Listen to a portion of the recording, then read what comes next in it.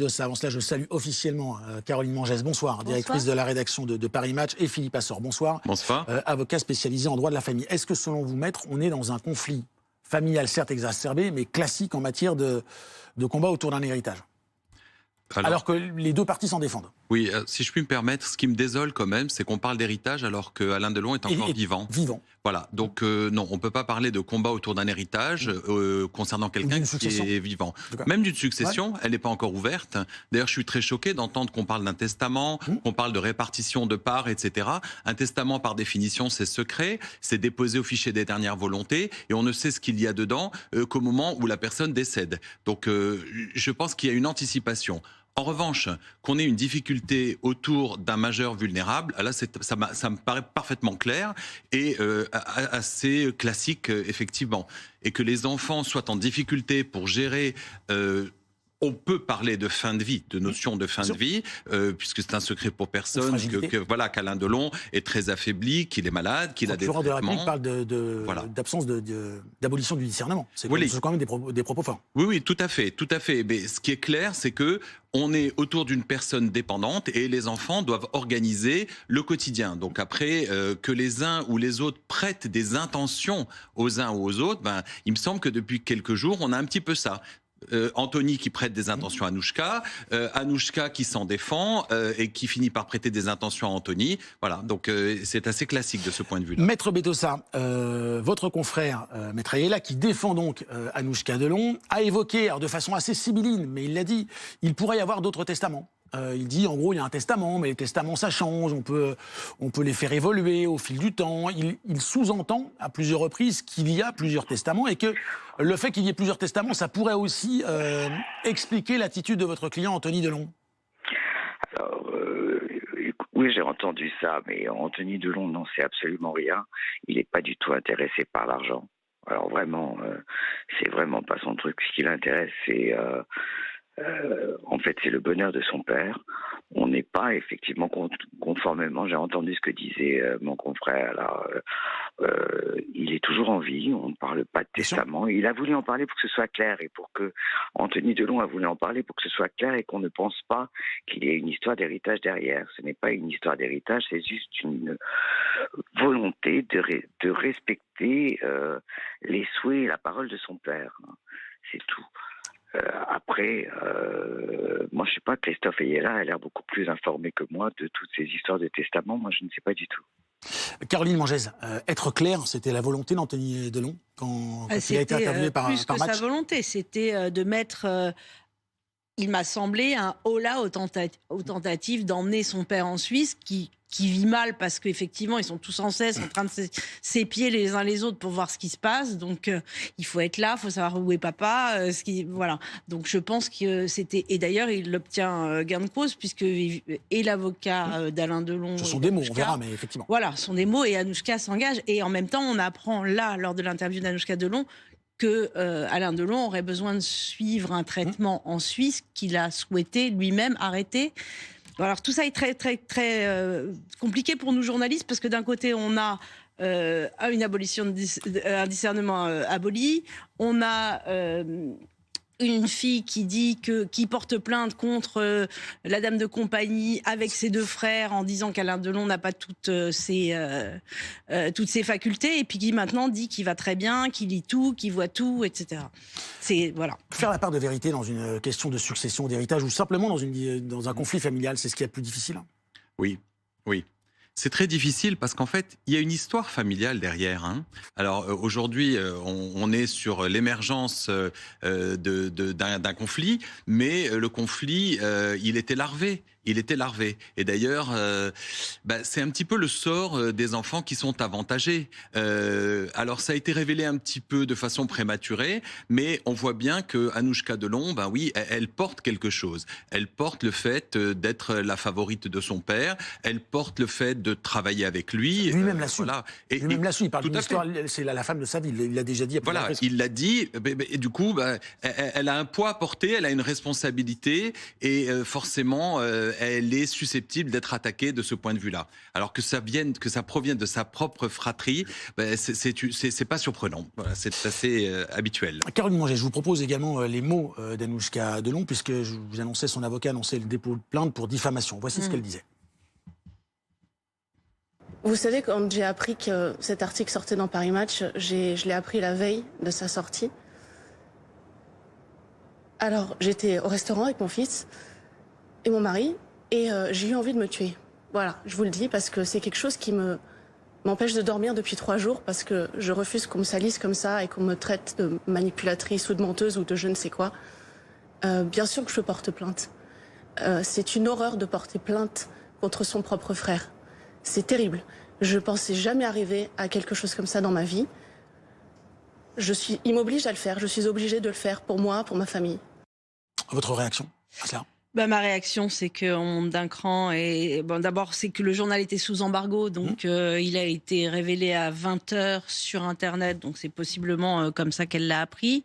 Ensuite, on retient certains mots sur vos plateaux de l'interview, mais Anthony, par exemple, explique que ce serait aussi peut-être plus commode pour Anouchka qu'elle voudrait être près de son père parce qu'elle vit en Suisse, qu'elle est à 5 heures de route, que c'est plus difficile pour elle de venir à Douchy parce qu'elle a un enfant en bas âge. Enfin, voilà, c'est pas l'horreur absolue non plus. Donc je trouve que le mot suicide est assez fort. Mais bon, après, chacun son ressenti dans cette affaire. Et Alain Fabien a peut-être le sien aussi. On l'a pas encore entendu. Alors justement, on va l'entendre, mais sans l'entendre. Alain Fabien, c'est le frère, donc le demi-frère d'Anthony.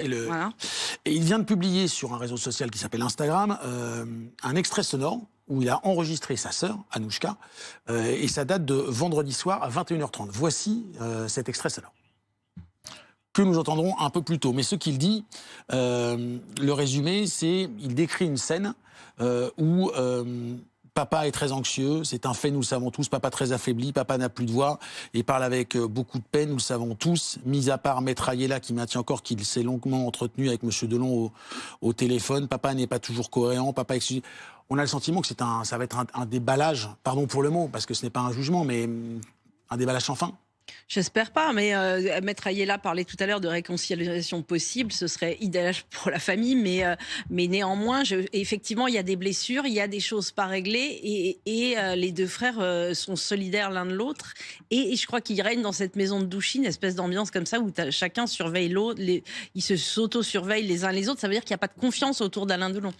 Ouais, j'ai le script de ce qui est dans cet enregistrement sonore, donc pour être très précis, au script de l'enregistrement d'Anouchka Delon qui parle à son père. Et elle lui dit « Je suis fatiguée, papa, je suis fatiguée, énervée ce soir à cause de tout ce qui se passe.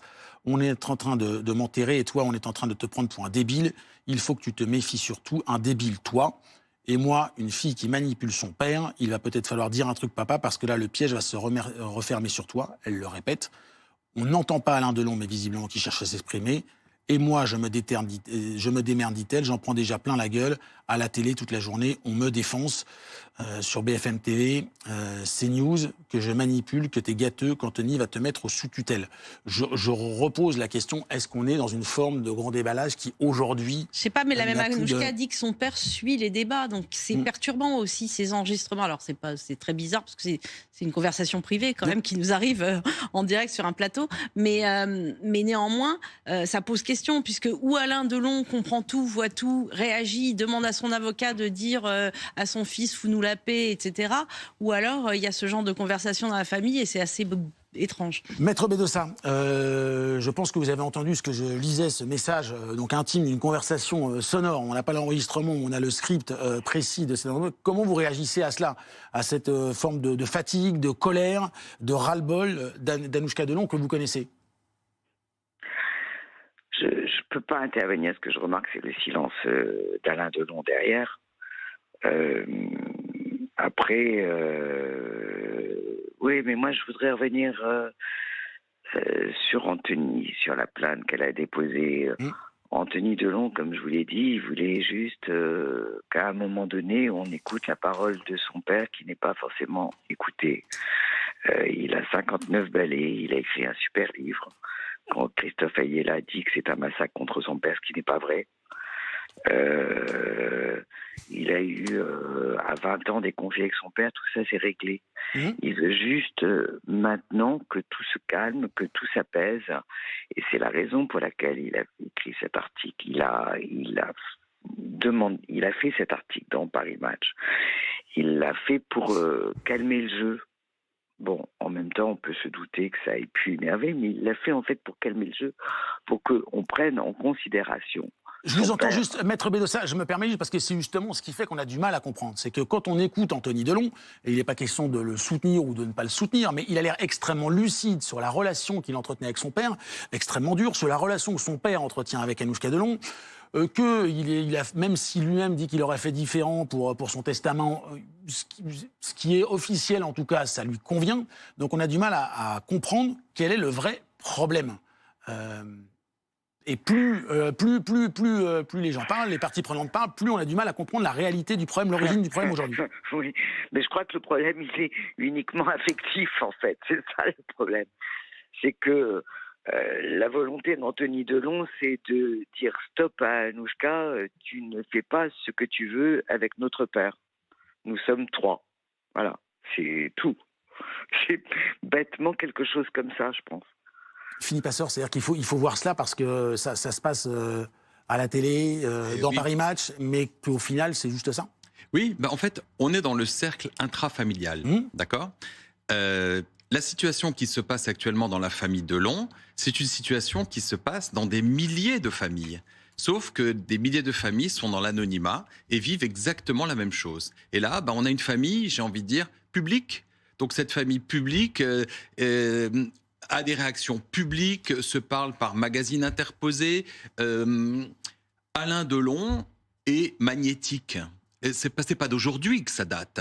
Eh bien, toute sa vie, toute sa vie, il a été magnétique. La fin de sa vie est tout aussi magnétique. Donc, les membres de sa famille pourraient dire non, je ne viens pas sur BFM ou non, je ne parle pas dans Match. C'est aussi leur volonté d'aller s'expliquer. Mais je pense qu'ils sont dépassés. Et je pense qu'ils sont dépassés. Je pense que cette utilisation des médias fait que, voilà, Anouchka le dit elle-même, je n'ai plus le choix, je suis obligée de venir répondre parce que ça me rend malade d'entendre ce que j'entends. Et donc, chacun alimente les choses de cette façon-là. C'est aussi la puissance des médias qui intervient dans cette affaire. Je crois qu'il faut accepter aussi que les médias jouent un rôle dans ce qui se passe parce qu'on a encore une fois une personnalité publique magnétique qui attire énormément l'attention du public.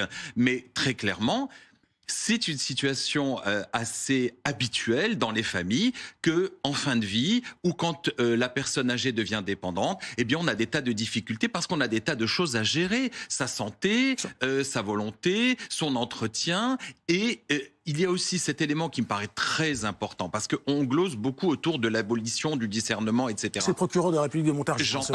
J'entends, mais ça c'est un mot qui est posé à la fin d'un rapport d'expertise. Cette famille vit au quotidien une relation avec ce monsieur. L'abolition du discernement, est-ce qu'elle est continue? Est-ce qu'elle est parcellaire? Je veux dire, à un moment ou à un autre, c'est dans l'intimité de cette famille que les choses se passent. Et là aussi, il y a une difficulté à accepter, quand on est l'enfant d'une personne telle qu'Alain Delon, que son père soit en train de diminuer et qu'on entende sur lui qu'il soit plus du tout en capacité de s'exprimer quand au quotidien on est avec lui. Maître Bedossa, je sais que vous voulez intervenir sur ces propos. Non, parce que Philippe Passeur ne connaît pas la famille Delon, donc il ne faudrait pas qu'il fasse des commentaires sur les conclusions du procureur de la République ou du comportement des uns et des autres. Je pense que c'est pas utile. On parlait d'expertise et du bilan qui était abolition du discernement, c'est quand même une notion importante. Donc ça, on verra en fonction des éléments qui sont dans le dossier. S'il conclut là-dessus, c'est qu'il a des éléments, il a classé sur le reste, mais là, visiblement, il a des éléments pour constater la vulnérabilité. Donc on verra ça dans le dossier en fonction de ce qu'il a écrit lui-même dans son avis. Caroline Manger, c'est vrai que sa conclusion est surprenante. Moi, je m'y attendais pas. Merci beaucoup. Voilà. Alors, merci beaucoup, Maître Bedossa. Ça peut s'arranger hors des caméras, entre eux, un coup de téléphone en se disant on arrête. Je ne connais pas tous les protagonistes et c'est ce que semble dire l'avocat. Mais moi, je voudrais revenir sur quelque chose. Anthony Delon nous a mis du temps à nous donner une interview. Entre le moment où il y a la plainte contre Rémi Rollin, juillet, son départ, septembre, quand il découvre que sa sœur lui a caché des tests, la main courante en novembre, il nous parle fin décembre. Donc on peut s'imaginer que dans ce cercle familial que vous décrivez, il y a eu des conversations familiales pour essayer de régler les choses, de les apaiser, et que les médias sont un dernier recours pour faire cesser un comportement qui lui déplaît, en tout cas. Merci à tous les deux d'avoir été sur le plateau. Merci beaucoup, Maître, d'avoir été également à distance avec nous pour réagir ce soir. C'est votre rendez-vous Ligne Rouge. On dirait que c'était pas au programme, ça. Regardez votre programme avec la Compagnie des déboucheurs. Entretien, débouchage et intervention sur tout type de canalisation. Votre programme avec Pandati. Thé et infusion bien-être pour toute la famille. Une gamme détox et minceur à base de plantes 100% naturelles. Plus d'infos sur pandati.fr.